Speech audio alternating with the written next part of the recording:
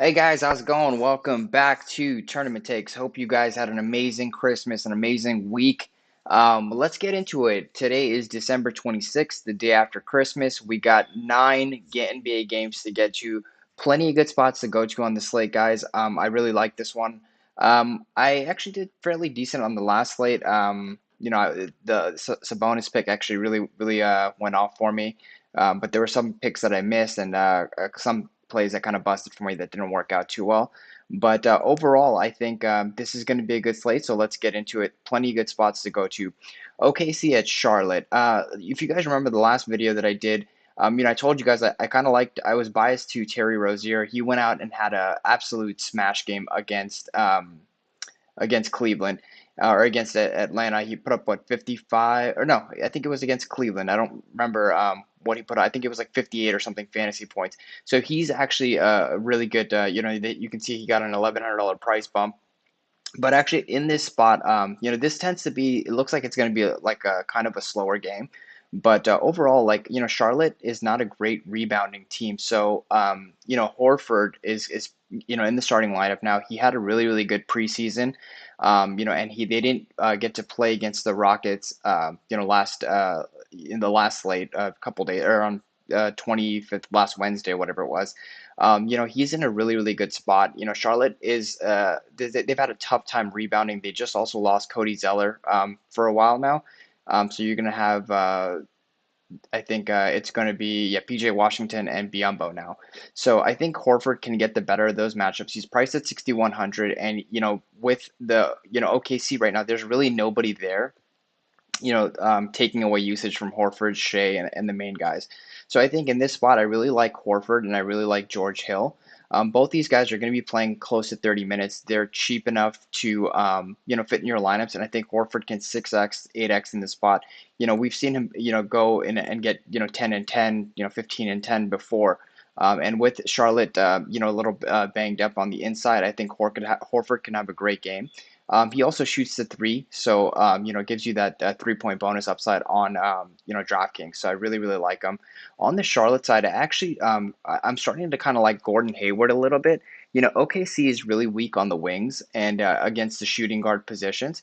So I kind of like Gordon Hayward in the spot. I just think he's kind of expensive, but I also really like Devonte Graham. Devonte Graham, he didn't have a great game last outing. I don't know why, DraftKings is not updating the roster here. He didn't have a great outing last time around, but he did get quite a few shots up. And OKC tends to give up three ball a lot. So I really like Devonte Graham in this scenario. I think this game could be close. And if that's the case, if I am taking some value, I do want to kind of run it back with somebody on the other side and hoping this game kind of stays close rather to just having it be a blowout. So on the OKC side, I really like again, guy. I think Dort is good. I think Bazley is good. These are all some pieces that you guys can play. Um, but given the best two options, I think George Hill's for his minute security is in a really good spot, and I really like Al Horford because of his rebounding ability. His rebounding rate is gone up through the roof with this new team on OKC, and Charlotte's not good against rebounding, so. These are two guys that I'm absolutely starting my builds with today. And we have James Harden with nobody else there, so he is going to also get some high ownership, and this kind of opens up that build and allows that to happen. So on this side, like I said, I do like Devonte Graham. I'm going to kind of plug that in. I'll adjust these positions shortly. Moving on to the next game. So that's what I like from this game. Moving on to Cleveland, Detroit. Cleveland's been really bad against the point guard. So for me, it's really an intriguing play to see to see Derrick Rose, right? Derrick Rose, he is coming off the bench. I don't know if he's actually going to be starting over Hayes, but he is priced at 6,600. He's had some big games against Cleveland in the past, and I think he can kind of do the same here. So it's Derrick Rose on the Detroit side, someone I'm really looking forward to. I also think Blake Griffin and Plumlee are in a really good spot. Plumlee now is the starter there at the center position. And he's had some pretty good games against Andre Drummond, and we do have Kevin Love in for Cleveland, so you're going to have Blake Griffin and Kevin Love kind of matching up, and Drummond and Plumlee matching up. So I think, Plumlee is going to start the lineup, and, he's 4,800. If he gets, 26 to 30 minutes, I think he's a really good play in the spot. But he averages about a .04 fantasy point per minute. So I really, really like him. I think I'm really going to try to get to him. And this is another guy I'm kind of starting my build with. So let me just adjust the where I want Horford in this lineup. So I kind of want Horford at the power, and then I want whoops, I want Plumlee at the center. I also think Blake Griffin at 7,100 is super cheap against Cleveland. So that's another spot to consider. I think this game could really, anytime you're playing against Cleveland, it could always end up like shooting out or turning into a shootout game. So I really like, even a full game stack here is not bad, but the prices are kind of expensive on Larry Nance now. Drummond's prices come up against Detroit, against his old team. Drummond is in a good spot, but 9,200 is a lot to pay for him on this slate. You have other centers that are also priced, right around where he's priced at, that are also fairly in a similar spot. So I'm not really going there on this slate. I think Colin Sexton's a little too expensive at 7,200, and Darius Garland, he had a great game last time out. I actually ended up, getting onto him a little late. He fit into one of my lineups at 4,100. So I think even Darius Garland's in a really good spot, but the prices come up to 5,600, so it's I'm not really somewhere I'm interested. So from this game, for right now, I'm just taking Plumlee and kind of moving on. Orlando Washington. This is a game I really like, guys. I think Russell Westbrook. We saw Russell Westbrook kind of put up a almost a triple double in the last game. He is going to play Saturday against the Magic, so he is going to play, and he's 10-3, so he's kind of expensive. Also, Bradley Beal is in a really good spot. I can see this game staying really, really close on the, from both sides. So Washington, I really like Beal and I like Westbrook. It's kind of figuring out who it's going to be, but I think both of these guys can have a good game. I think if I'm going to go to this game, I want to kind of game stack it with both the Beal and Westbrook. And then on the other side against Orlando, from Orlando, Vooch is in a really good spot. He's had some really, really good games in the past. Let's see if there's anything against Washington. Nothing here. He's had some really good games against Washington, but the majority of games that he played against Washington last year, they didn't have Thomas Bryant in. Thomas Bryant was a little bit banged up, and also Aaron Gordon was a little bit banged up. So it's kind of it's going to be kind of interesting to kind of see what kind of game Vooch has. I think this is certainly a spot where you can go for like a 20 and 10 or 20 and 15 game, but it's going to be interesting to see, how much usage Aaron Gordon takes away from that, because I think it definitely hurts him that Aaron Gordon is healthy. And you also have now Washington can't really stop anyone on the inside, but you also have Thomas Bryant now back and healthy. And Thomas Bryant is a decent defender, a decent shot blocker. So I think it'll be a little bit harder for Vooch than it's been in the past. You also have Bertans who shoots three. So this game overall, like it could really, really be a shootout. That's why if I'm going to this game, I kind of want to game stack it. In this lineup, it's not really something that fits in. And because a lot of people are going to be paying up for James Harden at 10-9, I think Russell Westbrook in this spot is a really, really good pivot off of that. He is sharing the ball with Bradley Beal, but aside from that, I think that he can make a good pivot from James Harden, but it's really hard to get off James Harden in this spot. Next game, Philly at New Orleans, at New York. We know that Julius Randle is starting here. Mitchell Robinson starting. They just ruled out, matter of fact, Obi Toppin, who was taking away minutes from Julius Randle, and they ruled out I think one of the guards, if I'm not mistaken. Let me just check. Austin Rivers out. Oh, quickly is out, right? So I think RJ Barrett's also in a really good spot against Philly. And Julius Randle as well. Although I'm not really getting to them just because of the way that the build is kind of shaking out. With NBA, with NFL, you have a couple different ways you can go. You can go kind of balanced. In NBA, you can go balanced or stars and scrubs. In NFL, you can kind of go, studs at the running back and kind of cheaper receivers. NBA, there's actually really just two builds. There's stars and scrubs. There's balance. You can go with maybe one pay up option, but more of the time you're usually landing on stars and scrubs or balance kind of builds. I think today is more of kind of like a stars and scrubs type slate because of the fact that you have so much value that's opened up with Houston and now value that's opened up from New York as well. So it makes it harder to get to someone like a Julius Randle. So I think Mitchell Robinson's also in not a really good spot. I can see Mitchell Robinson actually fouling out in this game. I think Embiid on the other side is actually in a really, really good spot against New York. Again, 10-2, right? So you're really deciding today if the question is, are you playing James Harden or you're not playing James Harden? Because if you're not playing James Harden, there's so many other spots that you can go to. Even Seth Curry is actually in a really good spot. He played 30 minutes last game. I think it's another spot you can take advantage of. Ben Simmons was way too expensive for me at that 9,700 price. Just given his lack of scoring ability, I mean, or not ability, but just lack of scoring, doesn't seem like a place where I'm going to go. I do like Embiid, but I do like Plumlee a little bit better, right? And there's one more cheaper center that I also like quite a bit better. So overall, I'm not really going to this game much, but I think there's a plenty of good spots.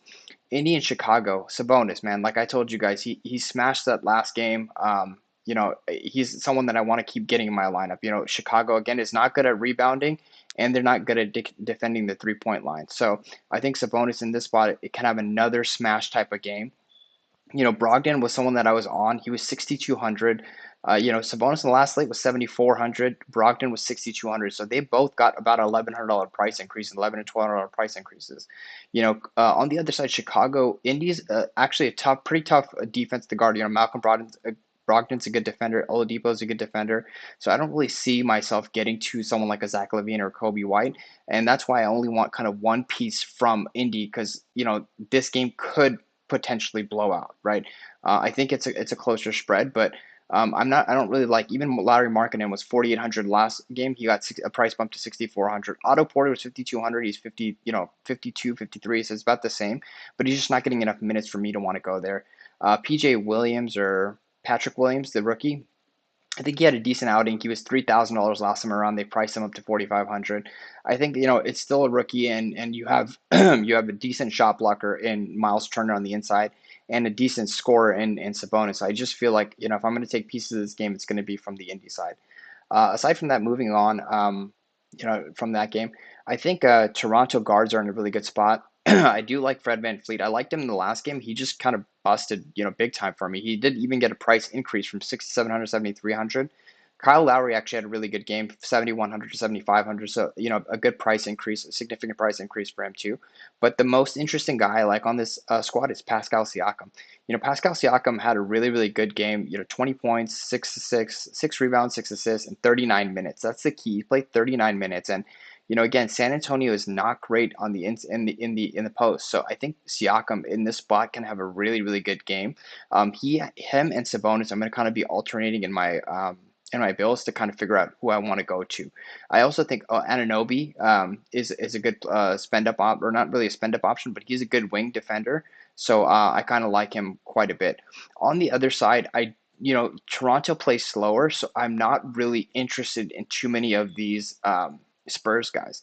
You could make a case for Keldon Johnson. He did see quite a few minutes. He had 16 points, 5 rebounds, 3 assists in the Wednesday's game. But Memphis also plays really fast. So I think, for 5,000 in this spot is kind of expensive, not really somewhere I'm really going to go to. That's all I kind of like from Toronto. For me, it's just I might try to get some Van Fleet, but for the most part, I'm kind of just looking at Siakam right now. Aside from that, guys, Minnesota and Utah. Minnesota, I really, really like D'Angelo Russell in the spot. Utah has not been good against the point guard. The thing with D'Angelo Russell, he's also pretty scoring dependent. I mean, he does get peripherals, but he's pretty scoring dependent. So if he goes out and scores you 35 points, you're going to have a really, really good outing from him. I also like Donovan Mitchell on the other side. I think this game could be pretty close. You do have Towns against Gobert inside. So I think that this might be more of a guard driven kind of game where you just have guards, Donovan Mitchell and D'Angelo Russell just going back and forth, back and forth. So this is like the Washington game where I might want to game stack both of these guys, D'Angelo Russell and Donovan Mitchell. Both of their prices, 7,700 and 8,400 though, are kind of expensive. So you're going to really need 50-point performances out of these guys to do it. And the way these guys get there, unlike a Sabonis who gets there with like 10 rebounds, he's closer to the basket to be able to get those putbacks and get those easy tip-in shots, whereas these guys are really going to have to get it done from beyond the arc, the 3-point line, and really score to get their double-double and facilitate the ball well. So I think it's a good spot for Russell. I just don't like the other pieces on his team, so I think it's going to be a little tougher for him to get the assists and stuff. But if you're going to play this game, I think D'Angelo Russell and Donovan Mitchell are both great plays. Now, the next game is super interesting, guys. Houston and Portland. Everyone's going to be playing James Harden. 10-9. There's nobody else on this squad that can actually score. Aside from, I think Eric Gordon's out. You have Daniel House. You have plenty of cheap options that I think, people are going to try to go to. Covington, maybe. But the most interesting option to me is Christian Wood from this spot, right? Christian Wood, he's had pretty good games, and Portland has not, contrary to what people think, Portland has not been good against, post bigs. Now they didn't have Nurkic against, all last year, and they did have Hassan Whiteside, but Christian Wood is going to be on the floor for 30 some odd minutes, right? We've seen PJ Tucker kind of play that four role, so he still may play the four role, but Christian Wood is going to be close to the basket, and he's going to be able to get those double-double type bonus type games. 5,900, he's about a 1.3 something fantasy point producer, so I really, really like him. So my Bills, guys, are going to start with this, and I'm really going to determine now what I want to do with James Harden, because James Harden, the matchup is not great. Portland's been pretty good against the guard, and James Harden historically has not had great games against them. So for me, I actually, the whole idea of playing James Harden at 10-9 is because he's going to have the ball in his hands so much that, he can go out in the first quarter and get you 30 fantasy points, So it's hard to fade him in this spot. It's if you're playing cash games, it's you just lock him in because, he's going to be 50 to 60% owned, maybe even higher, but it is a 9 game slate, so there are other spots you can go. If you decide not to go to Harden, you could pay up for an Embiid or something, but his upside is just by far the greatest out of everyone. Just a quick note, I want to let you guys know Russell Westbrook had a 100-point game against this Orlando Magic team in the past, and every time Russell Westbrook has played Orlando, he's done very well. Now you have Bradley Beal there, but that's kind of one of the pivots that I'm considering instead of playing James Harden for tournament strategy. The other pivot I'm really considering, guys, is Damian Lillard. Damian Lillard has not shot the ball well in the first 2 games. He hasn't really been facilitating the ball much. He played 34 minutes, but towards the end of the season last year, he was putting up about 1.4 to 1.5 fantasy points per minute. Now, historically, he's about 1.3 fantasy point producer. At 9,500, I feel like, if I'm playing Wood on one side, I kind of want the game to be close. I feel like this is a spot where Portland can blow out, Houston. If they are going to be keeping it close, I think it's going to be Harden, obviously doing the scoring. But I also think that if Houston's going to keep this game close, that Damian Lillard can absolutely go off in the spot. So I really, really want to try to get Damian Lillard into my lineup today. I'm going to try to, it might be at the expense of Harden, which is not, not something that I really want to do. But I think in order to get a little different in tournaments, I really, really want to consider George Hill. So this is kind of where I'm going, guys. Phoenix and Sacramento. I'll touch on this quickly. I know there's only about 30 minutes left before lock, and I want to kind of adjust my lineups a little bit. Sacramento, De'Aaron Fox is in a good spot. He's priced up against Phoenix, and Chris Paul is a good defender. I actually like Chris Paul on this side a little bit better than I like De'Aaron Fox. Overall, I don't think I'm really going to this game. Booker at 9,800. Buddy Hield now has got that price increase. Buddy Hield can score the ball. He can get, shoot from deep. But both of these guys, like, if I'm going to pay 9,800 for a guard for Booker, I'm paying 9,500 for Lillard, or I'm going to find the extra 1,000 to pay up for Harden. So this is kind of something that I'm thinking about doing. My most of my bills are going to be starting right here with